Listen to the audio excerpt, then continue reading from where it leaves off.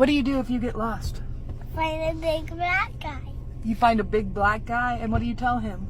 And that I lost. Oh, do I need to tell you there's a bunch of white people really upset about that video? Stitching it, duetting it in the comments. Oh, this is racist. Actually, if you want to be real about it, statistically, based on the data, any child would be safer approaching a strange black man than they would a strange white man. Now, granted, that was a bit of a strange video to just have your, little child say they'd run in the arms of a big black man if they got lost. However, the stats that were dropped after that really give a good in-depth look into the ridiculousness of the white replacement theory about how Fox News and right-wing outlets are always so terrified of the gang violence, the black gang violence and the Latino gang violence and all the immigrants pouring across the border coming into the country with all of their drugs. Even though it's pretty much always a white boy running up in some school or some church or some supermarket shooting everybody up. Even though typically it's white boys that are the incels who are going nuts, that's the group we have to protect, but everybody else is a threat. So let's look at some numbers. Convictions of possessing images of children.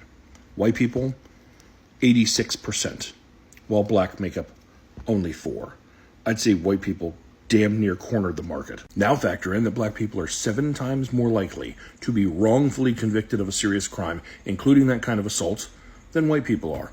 Then think about all of the priests that the Catholic Church hid and protected and moved around. All of the pastors that we've recently found out the Southern Baptists were protecting. Think about all of the well-respected white teachers and coaches and scout leaders over the years where people just didn't believe the children, didn't believe that that good man was capable of that. And then the same people who are always whining and griping about gang violence and colored people doing all this violence, whenever it's time for us to actually address these issues with policy, they don't want to do it. They don't want to do anything but destroy the social safety net. They don't even believe in a minimum wage. They don't believe in investing in these communities. They only believe in painting the picture that blacks are more dangerous than everybody else. The 100-to-1 sentencing for crack and cocaine, the 3 strikes laws, all of these policy decisions, many of them put forth by Democrats, so it's not like this is, only created by Republicans. But our punitive system does nothing to actually address the issues that so many people claim that they're so concerned about. Remember Joe Biden, he was on the floor of Congress talking about young black kids are predators and we don't even need to give them an opportunity to get better, just lock them up. Meanwhile, the statistics are what they are to show that actually it's the people, white Sam,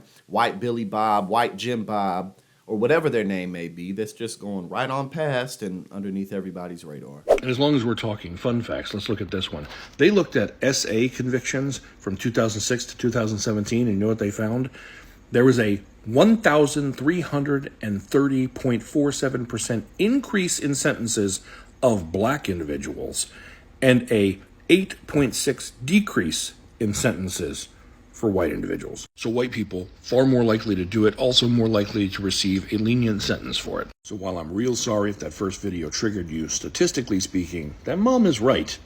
And maybe you should teach your children to do the same thing. Now, I thought that was a pretty creative video because had he not come in there with, the statistics, I myself would have been like, okay, this is a bit strange to have this young child saying this. However, again, it really opens the door and shines a light onto the real issues facing this country, whether it be crime and how we can solve it, how we can improve economic conditions, how we can make society just a more equitable place so people don't even have to look to violence and look to stealing things and look to doing any damage in their community just to survive. But again, that's not really what this video was all the way about, but I thought that it was a fun way to shine light on that. Night after night, we're going to keep seeing Tucker Carlson and everybody else spew their racist theories, but reality is what it is.